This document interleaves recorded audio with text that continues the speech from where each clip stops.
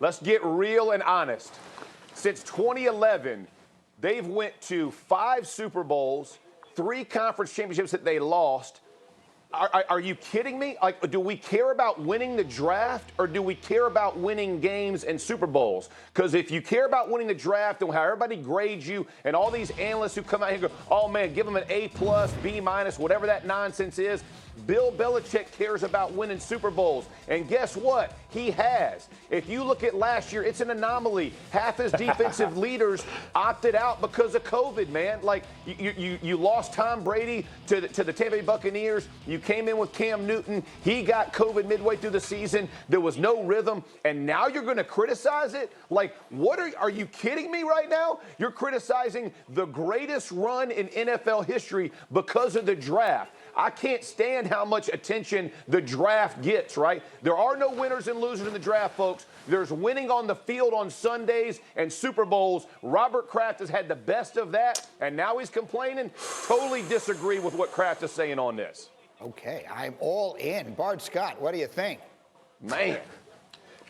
Jeff Saturday, spoken like a man that played with arguably one of the greatest quarterbacks of all time and then went and played with Aaron. Listen, you have no idea how lonely and how hard it is to win without a franchise quarterback. Now, listen, you talk about taking Tom Brady in the 6th round. Well, they lucked up on that because they wouldn't have passed up on him 5 times if they thought they were so great as far as experts. He has done a horrible job, and now it's going to be lonely. Life after Jim Kelly. Life after Dan Marino. Listen, this goes out to that 12-year-old kid that I was trash talking when the Patriots won the Super Bowl against the Falcons. Ha, ha, ha. Enjoy it now because when number 12 leaves, you're going to come back with the mere mortals, and now you're going to have to build a team, not just have a guy that can be arguably the greatest quarterback to ever lace him up to bail you out of your bad mistakes. And Bill Belichick has made a number of bad mistakes. We always talk about all the draft picks, how crafty he is moving back. He hasn't drafted a great superstar in a long time. Sony Michel was great. And you think about Isaiah Wynn. Name me somebody else that he's drafted that has turned out to be great. He's had all this draft equity. He has failed miserably. And when I came on this show a couple of months ago and I said that Bill Belichick, the general manager, should be fired, they need a better talent evaluator because now they're going to have a full team.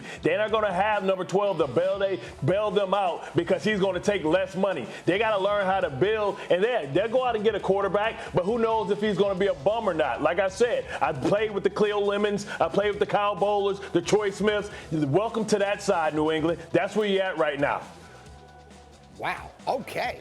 So I can't believe I'm saying this, but both can be right. You can both be right. Bill Belichick can be the greatest coach of all time and also have done a very bad job of putting together talent for his roster over the last 6 or 7 years and been helped out a lot by having the great quarterback. So maybe they're both right. Dan Graziano, what do you make of all this?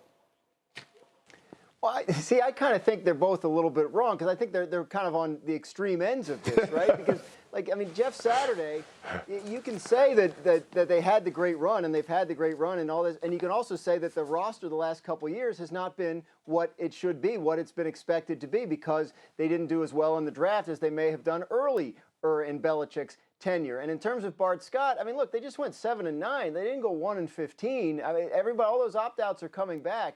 If they find a quarterback who can play, if that ends up being Cam Newton, I don't see any reason to think it's going to be an embarrassingly bad team. The fact of the matter is they went out and signed a ton of free agents because they knew they had a bunch of holes on the roster. Right. That's indisputable. No matter how many Super Bowls that they've won, the last couple of years, it hasn't worked out in terms of the draft and building the roster. But I don't think the situation is as dire as would lead someone to trash talk a 12-year-old kid about the state of the New England Patriots. Bart Scott will trash talk anybody, but that's neither here nor there. Life's hard. I want to ask Jeff a question. Pardon me. Because we use the term hot seat in one way. We basically say, is there pressure on a coach? We usually only interpret that to mean, is he in danger of getting fired? Well, throw that. Bill Belichick isn't getting fired no matter what happens. But is there, Jeff, pressure on Bill Belichick based on the fact that Brady went down there to Tampa and won the Super Bowl, and people are now looking at it and wondering, as Bart is, well, maybe this really was disproportionately Brady's greatness all along. Does it create an additional level of pressure on Belichick to succeed without him? Jeff, is that fair or not fair? No, it's unfair. Listen, if you look at Bill Belichick and what he did for that entire football team, I love Tom Brady. I played against defenses that Belichick built that have Hall of Famers all around it, and they're starting to get in there. He understands how to run an entire football team. It's not just one guy. I understand how important it is to have a guy like Tom Brady, but at the end of the day, Bill Belichick's only pressure is internal. It's what he wants to do. Guaranteed, this guy's sitting back.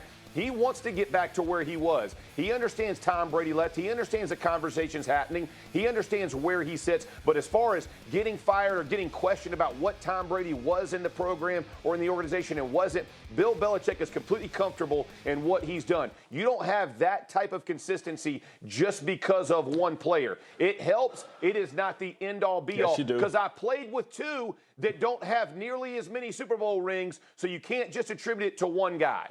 Go ahead, Bart.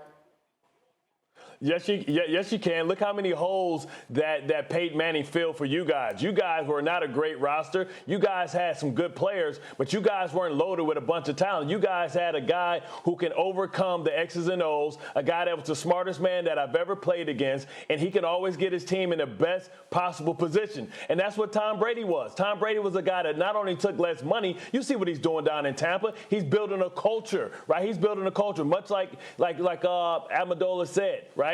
He is the Patriot way because he's humble, because he takes less money, because he shares the pie. You know, when you have a guy like that, he sets the table for you, and he gets you out of bad mistakes. And right now, you look at what Bill is trying to do. He's trying to buy himself out of the bad mistakes that he's made. But the problem is he don't have the guy behind center that's going to affect the game every single time the ball is snapped. Thank you for watching ESPN on YouTube. For live streaming sports and premium content, subscribe to ESPN+.